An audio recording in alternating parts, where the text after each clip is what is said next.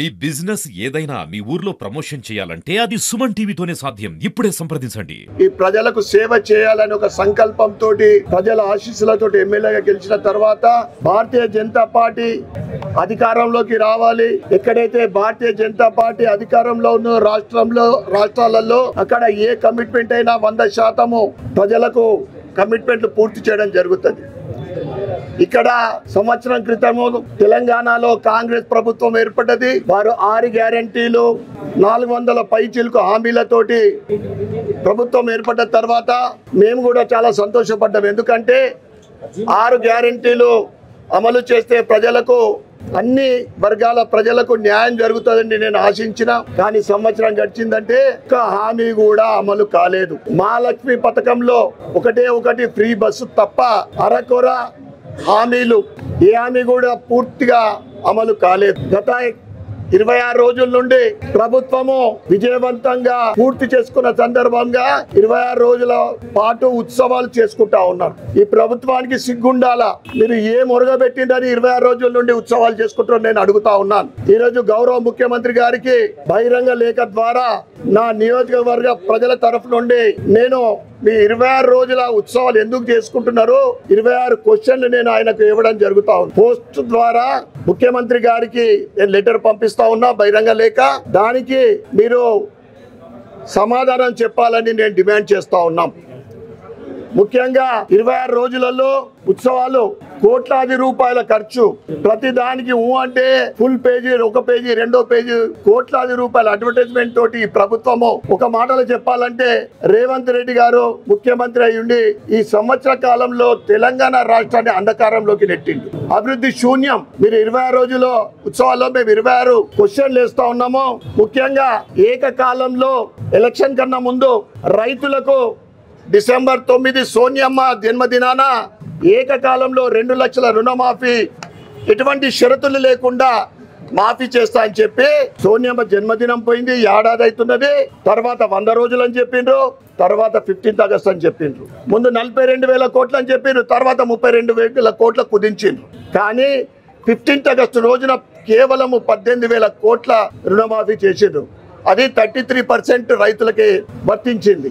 మళ్ళీ మొన్న ఈ ఉత్సవాలలో 3,300 కోట్లు అంటే మొత్తం 21,000 కోట్లు చేసినామని చెప్తున్నా. అంటే 2 దఫాలు చేస్తే ఇప్పటికి 21,000 కోట్లు. అదే విధంగా రైతు భరోసా 15,000 ఇస్తా అని చెప్పిండ్రు. కౌలు రైతులకు 15,000 అన్నారు, కూలీలకు 12,000 అని చెప్పిండ్రు. ఇవన్నీ కూడా మీరు ఎప్పుడు అమలు చేస్తారో మేము మీకు ప్రశ్నిస్తా ఉన్నాం. సమాధానం చెప్పాల్సిందిగా మేము డిమాండ్ చేస్తా ఉన్నాం. అదే విధంగా వరి పంటకు పండించిన వరి ప్రతి గింజకు అన్ని రకాల వడ్లకు 500 రూపాయలు బోనస్ అని చెప్పి మళ్ళీ సన్న వడ్లని కొలికిపెట్టింది. అయినా పర్వాలేదు. మరి ఇప్పటి వరకు అయితే అరకొర ఈ ఉత్సవాలు ఉన్నాయని, అసెంబ్లీ మొదలవుతుందని ఏదో కొద్ది మొత్తంలో ఒక 10% రైతులకు ఇప్పటి వరకు 500 రూపాయలు బోనస్ ఇచ్చింది తప్ప 90% రైతులకు అది చెందలేదు. అదే విధంగా పేద మహిళలకు 2,500 రూపాయలు అని చెప్పింది. ఈ విజయోత్సవాలు అందుకు చేసుకుంటున్నారా? 2,500 ఇయ్యలేదని చేసుకుంటారా అని నేను అడుగుతా ఉన్నా. పెళ్లి చేసుకున్న ఆడబిడ్డల తల్లిదండ్రులకు 1,00,000 రూపాయలతో పాటు తులం బంగారం అని చెప్పింది. నెక్స్ట్ మంత్ నుంచి వస్తా అని చెప్పి సంవత్సరం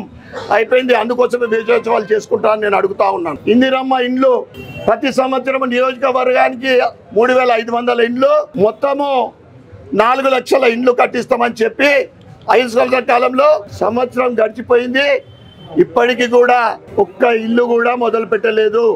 మళ్ళీ దాంట్లోండి ఏంటిది, మీరు ఎటువంటి షరతులు లేకుండా ప్రతి పేద కుటుంబానికి ఇందిరమ్మ ఇల్లు కట్టిస్తా అని చెప్పి ఇప్పుడు స్థలం ఉన్న వాళ్ళకి అని చెప్పడం జరుగుతా ఉంది. అందుకే విజయోత్సవాలని నేను అడుగుతా ఉన్నాను. నిరుద్యోగులకు 4,000 రూపాయలు ఇస్తా అని మోసం చేసినందుకు విజయోత్సవాలు నేను అడుగుతా ఉన్నాను. అదే విధంగా అంబేద్కర్ అభయహస్తం పేరిట ఎస్టీలకు గత బీఆర్ఎస్ ప్రభుత్వము దళిత బంధాన్ని 10 లక్షల రూపాయలు ఇస్తాని మోసం చేసి మీరు 12 లక్షల రూపాయలు ఇస్తామని చెప్పి మోసం చేసినందుకు ఈ ఉత్సవాలు ఇస్తున్నారని నేను అడుగుతా ఉన్నాను. అదే విధంగా కార్పొరేషన్ల అభివృద్ధికి 750 కోట్ల నిధులు ఇస్తామని నమ్మబలికి నమ్మక ద్రోహం చేసినందుకు ఈ ఉత్సవాలు జరుపుకుంటారని నేను అడుగుతా ఉన్నాను. అదే విధంగా విద్యాజ్యోతి పథకం పూర్తిగా నీరు గార్చి ఎస్ఎస్సి చదువుకున్న విద్యార్థులకు 10,000, ఇంటర్ విద్యార్థులకు 15,000, డిగ్రీ విద్యార్థులకు 25,000, పీజీ విద్యార్థులకు 1,00,000 రూపాయలు, ఎంఫిల్ విద్యార్థులకు 5 లక్షలు ఇచ్చినవని నువ్వు ఉత్సవాలు చేసుకుంటావని నేను అడుగుతా ఉన్నా.